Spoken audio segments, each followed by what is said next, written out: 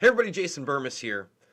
And I got to tell you, yesterday did not see it coming when Trump signs an executive order allowing us to get prescription drugs overseas. Now, number one, I think this is great. And I know that some people are probably going to disagree with me as to why. I'm not sure. Let me explain out of the gates why I think this is a great move. Number one, a lot of people will say, well, you're going to stop innovation. It's unfair. And, untested drugs are going to get through, et cetera. All that stuff's already happening. And then when somebody does need an EpiPen or insulin, there's a majorly inflated price, right? And this is clearly a dig by Trump at the establishment and something that has really put the left on its ass. And I'm not a left or right guy. You know how listen, at the end of the day, the vast majority of these guys and gals, okay, are mere puppets of the predator class. Like I said, Andrew Capo Cuomo, he's not the Don. I get that. Now, Bernie has said he would do this again and again and again and again and again. And for Trump to be able to do this, he was hinting at it by this whole idea of the DACA ruling by the Supreme Court, and he says he's got more executive orders on the way.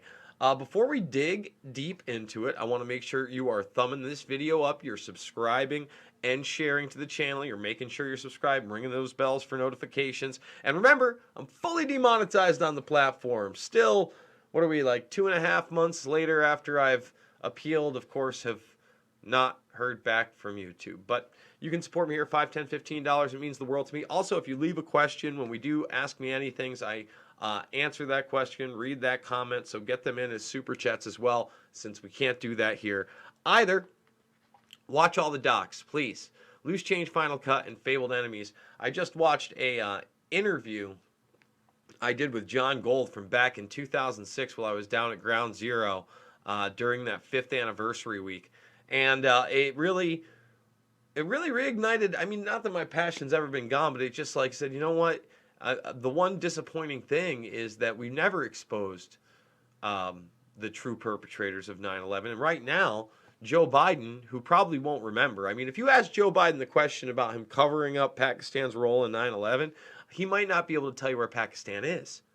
I mean, that's where we're at. But somehow they're running that guy as the president. And that's why also I think this is a brilliant move. But it almost makes me want to bring Fabled Enemies up right now and show you Joe Biden covering up Pakistan's role in 9/11 that nobody on the right or left media will even touch. 12 years later, 12 years after I put that movie out. On September 11th, it'll be 12 years since I put Fabled Enemies out. I mean, my goodness. Okay? So, let's get to it. The Trump administration has announced 4 executive orders to lower drug prices. But health policy experts say they will likely offer patients only minimal relief and may take months to implement, if they're implemented at all. So, I mean, they won't give this guy credit for anything. And that's the other problem. I hate to defend him because he says things like what? He wishes Ghislaine Maxwell well. I lost 500 subscribers for breaking that down and then doing another, Bill Barr Q dissect. But hey, man, I live in a place called reality. And the reality is this is good for everybody. And that's why, tell me where the left's opposition going, this is bad. They're going, well, the experts are saying. Right? Even Grassley, and I think he's the first Democrat to speak up. He's a Democratic senator from Iowa. He's saying it's a good move. He's commending the president. Okay? He's doing it.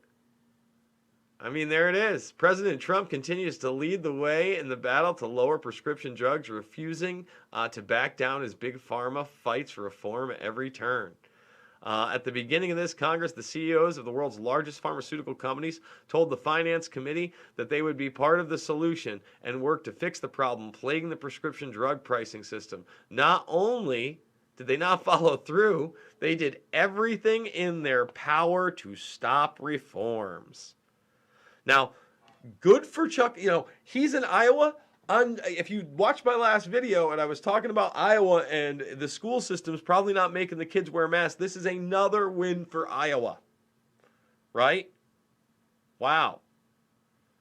Grassley stated that Trump had to do the executive order because Congress had failed. I don't blame President Trump for taking action on behalf of patients and all Americans where Congress has failed. President Trump's bold action contrasts with Democrats' refusal to work with the Republicans to advance bipartisan legislation while Democrats play politics. President Trump is fighting for patients. Wow. I mean, don't get me wrong. Again, these are establishment politicians. But my goodness, you got to think about this now. You know, and this is out right now.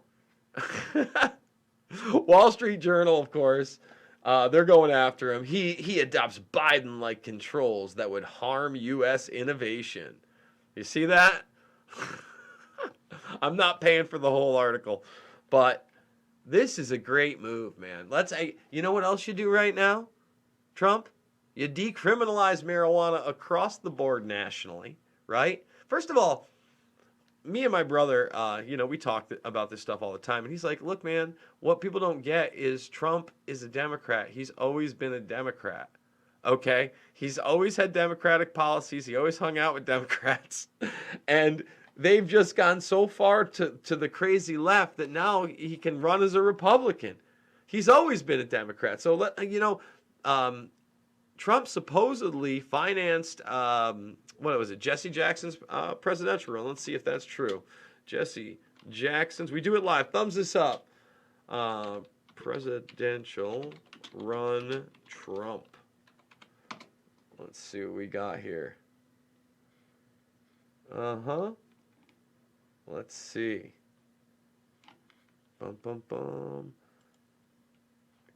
Let's see, an open letter to Jesse Jackson. There's this. Is Trump anywhere in there? Let's see. Control F. Not on the Wikipedia. Let's see.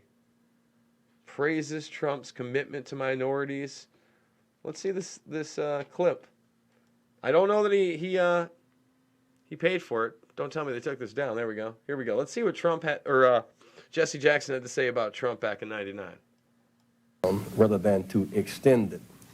So in the context of this family of friends who in a real sense are looking for how to make an urban development policy real, and you are a premier developer, what impediments are there between you and developing on the other side of Central Park, and what incentives would you require to make that happen? Well, thank you, Jesse. First of all, it's a great honor to be here with you tonight. I think maybe before we discuss impediments, I do want to say this, and I think this is very positive. It really is happening uptown. It's starting to happen. Percy, who's been a friend of mine for a long time, has done such an incredible job, both physically with money and also psychologically on really showing what can be done. And I just want to thank Percy because he was borough president. He was borough president when I was doing the Commodore Hotel, and I couldn't have done it without him. And he's just a great guy, and I love to see you, Percy. You look better than you did 20 years ago, I have to tell you. So you're doing something right.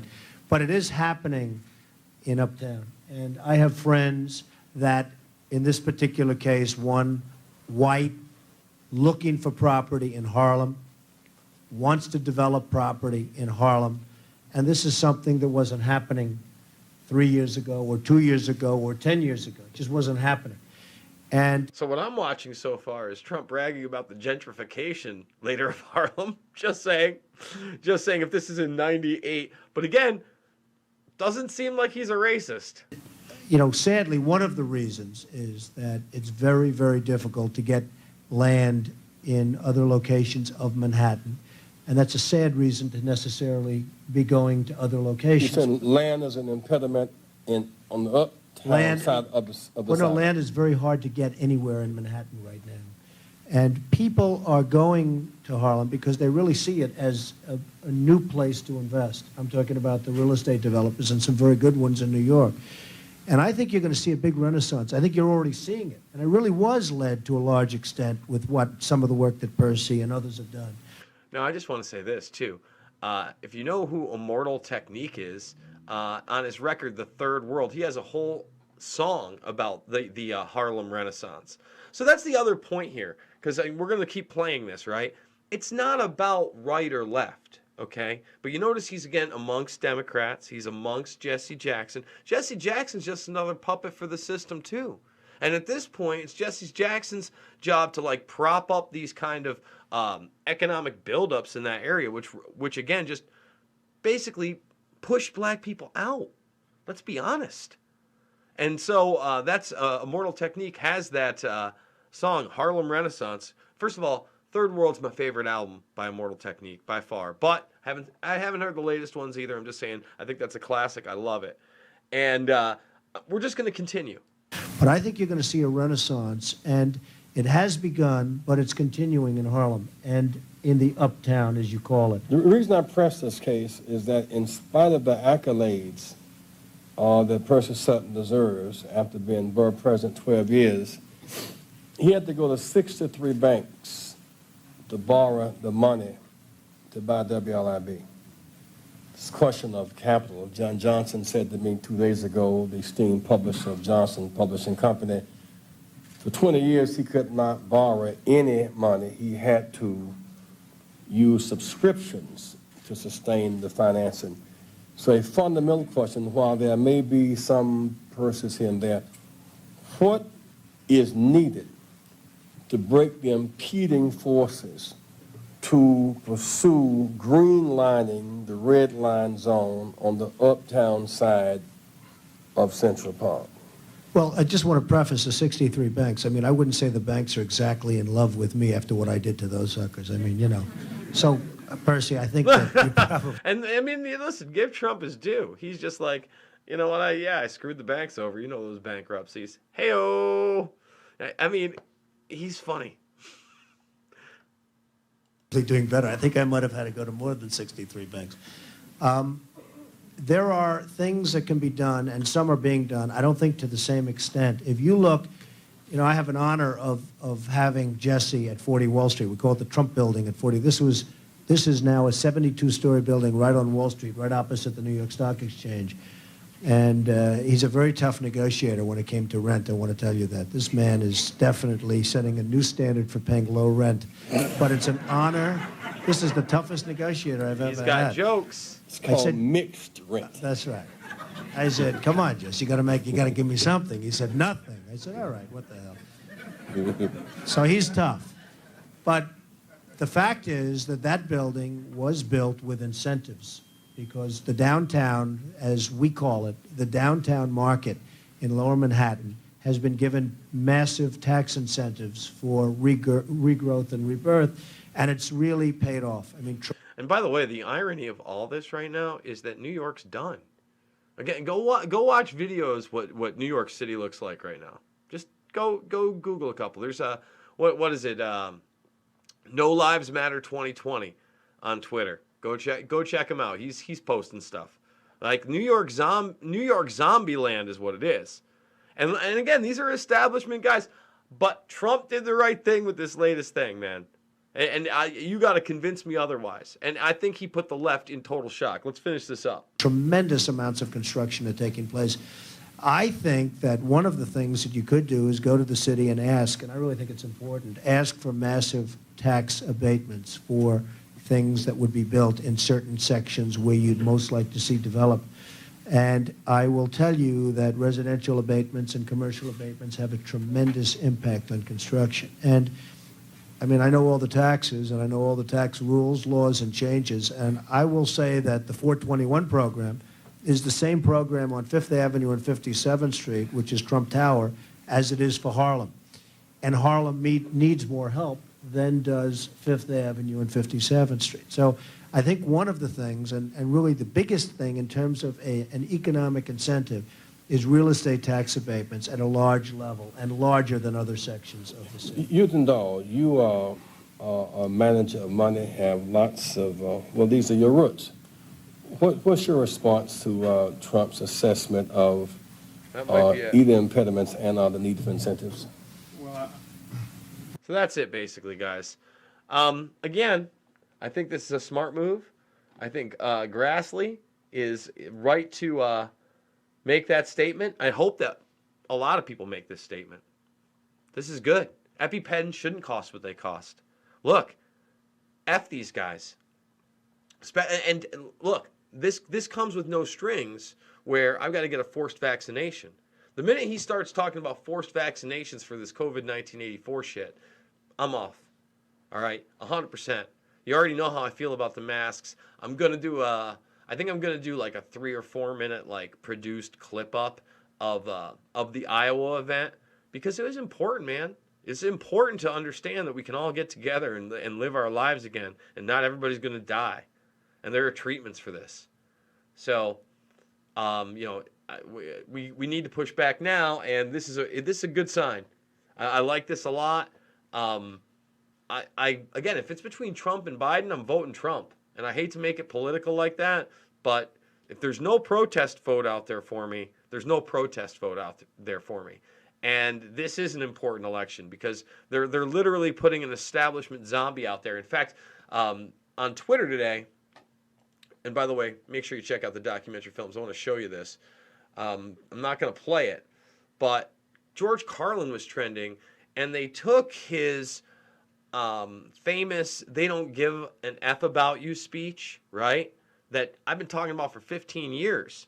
And they made it into a partisan ad against Donald Trump and like his cronies. And it's like, Carlin wouldn't have liked any of these guys. Like, Joe Biden's as establishment as it gets.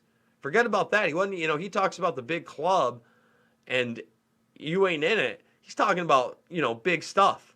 And it really made me sick. So tomorrow, actually, I'm going to have Nico House on.